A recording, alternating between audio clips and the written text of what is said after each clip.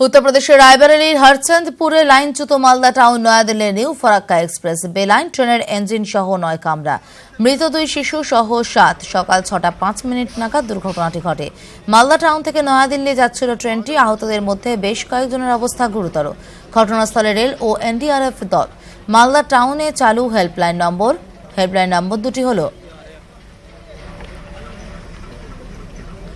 03512 2666 000। এছাড়া আরও একটি নম্বর রয়েছে 03512 269 055। তদন্তের নির্দেশ রেলমন্ত্রীর। প্রাথমিকভাবে রেললাইনে ত্রুটির জেরে দুর্ঘটনা বলে অনুমান করা হলেও নেপথ্যে নাশকতা আছে কিনা খতিয়ে দেখতে ঘটনাস্থলে যাচ্ছে এটিএস।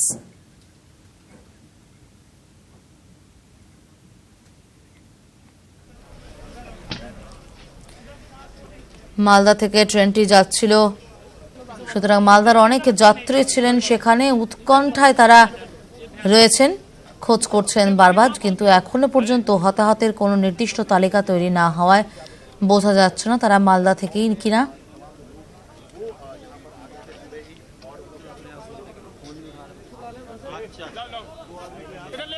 मौत का कोई मुआवजा नहीं होता है, लेकिन एक सरकार ने निर्णय लिया है कि मृतकों को 5 लाख रुपए मुआवजा दिए जाएंगे और गंभीर रूप से घायलों का भी पूरा इलाज सरकार कर रही है। घटना की जांच के आदेश दे दिए गए। अभी एक बार कारण प्रकाश में आए तो मुझे लगता है विस्तार से इस पर बात की जा सकती है। 1200 लोगों को इन्होंने भिजवाया है। डीएमएसपी सुबह से मौके पे है। एसडीआरएफ की टीम और एनडीआरएफ की टीम मौके पे आ चुकी है। हम लोग आईजी साहब, आईजी रेलवे और बाकी सब अधिकारी यहाँ पे हैं। वर्तमान में डीआरएम साहब भी यहीं पे रेलवे के, कोई दिक्कत अभी वर्तमान में नहीं है। मालदा न्यू दिल्ली इसका यहाँ पे डिरेलमेंट हुआ है जी, और अभी इसके लिए रेस्क्यू चल रहा है। कितनी कैजुअलिटी सामने आ चुकी है? ठीक से एसेस किया जा रहा है, लेकिन जैसा बताया है कि 5 जो है वो बॉडीज अभी। घायल कितने हैं? घायल का भी एसेस कर रहे हैं, शायद 25 के आसपास। हम लोग परीक्षा देने जा रहे थे, उस गाड़ी में थे और अचानक 6 बजे 5 मिनट कम था, तब तक अचानक बोगी तड़तड़ा की आवाज आने लगी। हार्ट ब्रेक लगा। तब तक देखे कि ट्रेन का बोगी जो है वो गिर चुका है और हम लोग जिस बोगी में थे वो भी उलट गया था, लेकिन हम लोग सुरक्षित रह गए इसमें। जो भी उसमें लोग थे उसको लोगों ने निकाला। 7-8 लोग उसमें मर चुके हैं, जबकि 3-4 लोग दबे हुए हैं। बच्चा दबा हुआ है ट्रेन के नीचे। प्रशासन अभी इसको निकाली नहीं है। পুজোয় নবান্নে কন্ট্রোল রুম। পঞ্চমী লক্ষ্মী পুজো পর্যন্ত চালু কন্ট্রোল রুম। উৎসবের দিনগুলিতে নজরদারি। কন্ট্রোল রুম থেকে 24 ঘন্টা নজরদারি। তুহিন দাস চন্দ্র প্রতিনিধি রয়েছেন আমাদের সঙ্গে টেলিফোন লাইনে। তুহিন, এই কন্ট্রোল রুম ঠিক কিভাবে কাজ করবে?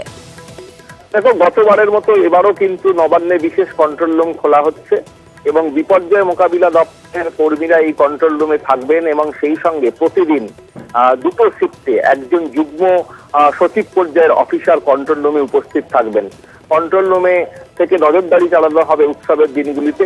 পঞ্চমী থেকে কোজাগুড়ি লক্ষ্মী পুজো পর্যন্ত নবান্নের বিপর্যয় মোকাবিলা দপ্তরে এই কন্ট্রোল রুম চলবে এবং সেখান থেকে নজরদারি চালানো হবে। অর্থাৎ যে কোনো ধরনের কোনো ঘটনা ঘটলে বা কোনো বিপর্যয় হলে বা আবহাওয়া সংক্রান্ত কোনো খারাপ সময় আসলে উৎসবের সময়, সেই সমস্ত বিষয়ই কিন্তু এই কন্ট্রোল রুম থেকে ব্যবস্থা নেওয়া হবে। কোথাও কোনো গন্ডগোল হলে তারও কি যেমন ব্যবস্থা নেওয়া হবে, তেমনি কোনো ধরনের বিপর্যয় হলে, আগুন লাগলেও কিন্তু এই কন্ট্রোল রুম থেকে ব্যবস্থা নেওয়া হবে, যাতে চটজলদি ব্যবস্থা নিয়ে কন্ট্রোল করা যায়।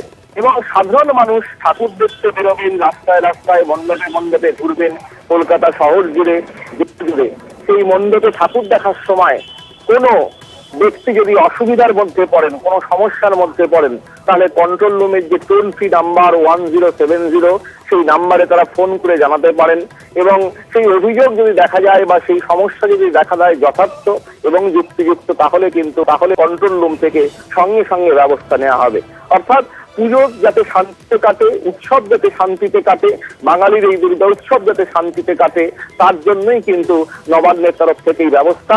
24 ঘন্টা এই কন্ট্রোল রুম থেকে পঞ্চমী থেকে একেবারে কোজাগরি লক্ষ্মী পুজো পর্যন্ত এই নজরদারি চলবে। ধন্যবাদ।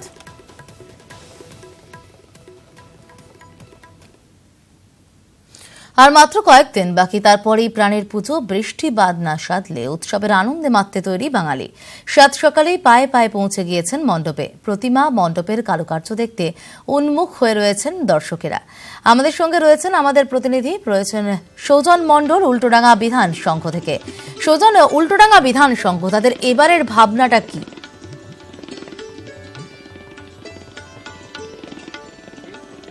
দেখো, একটা সুন্দর একটা উপস্থাপনা। ভাবনাটা আমরা যদি একটু দেখি তাহলে বুঝতে পারবো যে কি ভাবনা, এবং নিজে না বলে এখানকার যারা কর্মকর্তা রয়েছেন তাদের সঙ্গে একটু কথা বলে নেব যে কি তাদের ভাবনা এবং কেনই বা এইভাবে তুলে ধরলেন। কি আপনাদের ভাবনাটা এবং এই উপস্থাপনাটার মধ্যে কি বোঝাতে চান? অ্যাকচুয়ালি আমাদের এটা সুবর্ণ জয়ন্তী বর্ষ। সুবর্ণ জয়ন্তী বর্ষে উল্টোডাঙ্গা বিধান সংঘ একটু নতুন আঙ্গিকে, একটু নতুন করে একটু অন্য কিছুর ব্যবস্থাপনা করতে চেয়েছে। এই জন্য আমাদের এই প্যান্ডেলের পোশাকি নাম বা থিমের নাম প্রাপ্তি। প্রাপ্তি হচ্ছে মানুষের জীবনে অন্যতম গুরুত্বপূর্ণ বিষয়, এবং প্রাপ্তি হচ্ছে মানুষের জীবনে অপরিহার্য বিষয়। সেটা ছোটোবেলা থেকে একটা স্টুডেন্টের তার রেজাল্ট যেমন একটা প্রাপ্তি বা পুরস্কার হয়, বা বিভিন্ন সরকারি প্রকল্পগুলোর ফলগুলো যেমন মানুষের কাছে প্রাপ্তি বা পুরস্কারের অঙ্গ হয়ে দাঁড়ায়। এই প্রাপ্তি বা পুরস্কারগুলো সবসময় যে প্রাইজ, সার্টিফিকেট, অ্যাওয়ার্ড এই আকারে আসবে তা নয়। মানুষের ভালো লাগা, মানুষের ভালোবাসা এবং কিছু কর্মক্ষেত্রে ফল, এগুলো প্রাপ্তি বা পুরস্কার হয়ে দাঁড়ায়। অ্যাট দ্য সেম টাইম আজকের ডেটে কলকাতার দুর্গাপুজো বা পশ্চিমবঙ্গের দুর্গাপুজো সাবেকি থেকে থিমের জগতে প্রবেশ করেছে। এটারও একটা ডেস্টিনেশন রয়েছে, সেই ডেস্টিনেশনটা হলো প্রাপ্তি। এই প্রাপ্তিরও অনেকগুলো ভাগ আছে বা বিষয় ধাপ আছে। সেই ধাপগুলো মানুষের ভালো লাগা, ভালোবাসা হতে পারে, বা ultimate prize, trophy, certificate, award হতে পারে। এই টোটাল দুটোকে ব্যালেন্স করে, মেলবন্ধন করে, দুয়ের সাথে তালে তাল মিলিয়ে আমাদের এবছরের বিষয় ভাবনা প্রাপ্তি। তো কি দিয়ে এই প্রাপ্তিটাকে পুরোটা ফুটিয়ে তুলছেন? একটা গ্যালারি বানিয়েছেন আমরা দেখতে পাচ্ছি। তো একটু দেখি যে গ্যালারিগুলো, প্রচুর এখানে মানুষ বসে রয়েছে গ্যালারিতে, তাদের সবার হাতে পুরস্কার রয়েছে। নিচের দিকে যদি একটু দেখি তাহলে দেখতে পাবো যে এখানে প্রচুর মেডেল এবং শিল্ড এসব দিয়ে সাজানো হয়েছে। তো পুরোটা একটা সম্পূর্ণ খেলার একটা পরিবেশ তৈরি করা হয়েছে, এবং প্রাপ্তিটাকে সেই খেলার ময়দানে তুলে ধরা হচ্ছে। তো ওনার কাছ থেকে আরেকটু শুনবো, অরূপবাবুর কাছ থেকে, যে খেলা দিয়েই কেন, মানে স্কুলও তো হতে পারতো। অ্যাকচুয়ালি স্কুলও হতে পারতো। আমরা স্কুল জগত বা যে কোনো কর্মক্ষেত্র জগতেও দেখেছি, বা শিক্ষা জগতেও দেখেছি, বা খেলাধুলার জগতেও দেখেছি, আমরা এই ট্রফি, মেডেল, সার্টিফিকেট বা আমাদের শিল্ড এইগুলোকে প্রাপ্তির নিদর্শন হিসাবে দেখেছি ছোটোবেলা থেকে। স্কুলে যখন আমরা পড়াশোনা করতাম তখন ভালো কিছু হলে সার্টিফিকেটের সাথে একটা মেডেল দেওয়া হতো, বা খেলাধুলার ক্ষেত্রে একটা মেডেল দেওয়া হতো সার্টিফিকেটের সাথে। যেহেতু এই জিনিসগুলোকে আমরা প্রাপ্তির নিদর্শন হিসাবে দেখেছি, তাই এটাকে এইখানে এই জিনিসগুলোকে প্রাপ্তির স্মারক বা নিদর্শন হিসাবে এটা দিয়ে ফুটিয়ে তোলা হয়েছে। আর এই যে গ্যালারিটা দেখা রয়েছে, এটা একটা গ্যালারি আদলে তৈরি করা হয়েছে।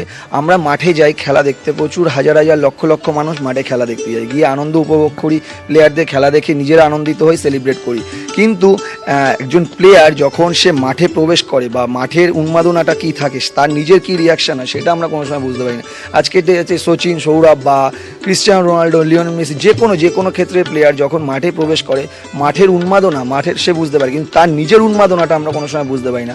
আজকে বিধান সংঘের পুজো মণ্ডপে এসে প্রত্যেকটা মানুষ, প্রত্যেকটা পুজো পাগল মানুষ, প্রত্যেক সেলিব্রিটি, প্রত্যেক মাননীয় গুণী ব্যক্তি, প্রত্যেক জাজেস বিধান সংঘের মণ্ডপে এসে নিজেকে অ্যাজ এ প্লেয়ার হিসাবে প্রতিষ্ঠিত করতে পারে, অ্যাজ এ প্লেয়ার হিসাবে সেই নির্যাসটুকু নিতে পারবে।